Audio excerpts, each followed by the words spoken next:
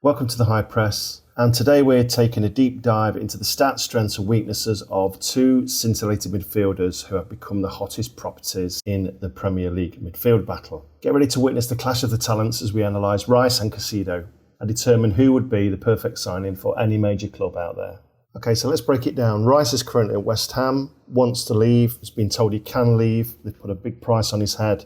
He's had a couple of offers from Arsenal turned down currently. He's played 37 games, the same as Brighton's Caicedo, who is a little bit younger at 21, plays in a similar position, but has a slightly different play style than Rice does. So this season they've both played 37 games. Neither of them have broke any pots with goals and assists, especially Caicedo. But the transfer market value is currently set at £90 million for Rice and £75 million for Caicedo. In terms of the wages, which we'll come on to at the end, and the cost of ownership, Rice is currently on £60,000 a week. Obviously, he'll be looking for an increase if he goes to a bigger club, whilst Caicedo's only on £15,000 a week and has just signed a new 5-year contract at the beginning of this season. So he's contracted to 2027, whereas Rice is contracted to 2025. Now, this does have an impact in transfer value. The longer you've got in the contract, the more generally you've got to pay. So let's break down their stats. So this spider wheel shows you defending, heading, dribbling, attacking, vision, passing and physical. And within each of those categories,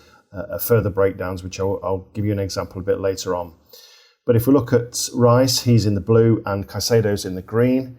They're very, very similar the last season, 2022-23, with Rice really only being stronger physically from his height and weight perspective. Everything else is fairly equal other than Rice achieves better dribbling stats. But let's go back a season, and quite often when players come from another country, in this case Caicedo, it takes a season for them to bed into the league that they're in and the country that they're in. And if you can see from the stats from the previous season, 2021-22, for the same clubs, Rice looks definitely the much better option. So you can see how much Caicedo's grown over that year alone, and bearing in mind he's only 21, could be a good prospect for the future. Let's look at a typical midfielder's attributes and what they need. And first of all, they need to be able to defend well in the centre of the park, and they need to be able to link up play and attack and have some creativity. So in the spider wheel, I went around the categories, and now you can see we've broken down what defending means. So defending means tackles per 90, tackle success ratio, blocks per 90, interceptions per 90, clearances per 90, and recoveries per 90. As you can see, there's very, very little between these players in terms of the 37 games each they played last season, with Caicedo achieving more tackles per 90 than Rice, a better tackle success ratio, less blocks, more interceptions slightly, less clearances and less recoveries. But again, there's very, very little between these two players. Alternatively, we'll look at Paulina at Fulham, and we'll look at his stats. And his stats are actually the best in the league as a midfielder.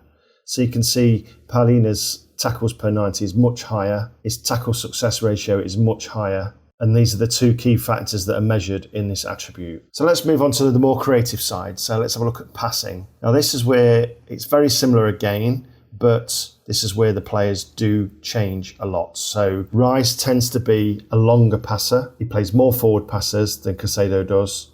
And Caicedo is more of a short pass merchant. So let's have a look at the rank of passing in the league. So over the 37 games, Rice made 2,083 passes against Caicedo's 2,209, but they both ranked for number of passes in the top 4, with Caicedo being 3rd and Rice being 4th. Caicedo's pass accuracy was a couple of percent more, and the rank for the midfield pass accuracy, Caicedo was actually the 2nd best midfielder for pass accuracy in the league, whereas Rice was 9th. But do bear in mind that Rice is playing longer balls, and that will impact this. Having a look at the heat maps, we'll take Rice as first.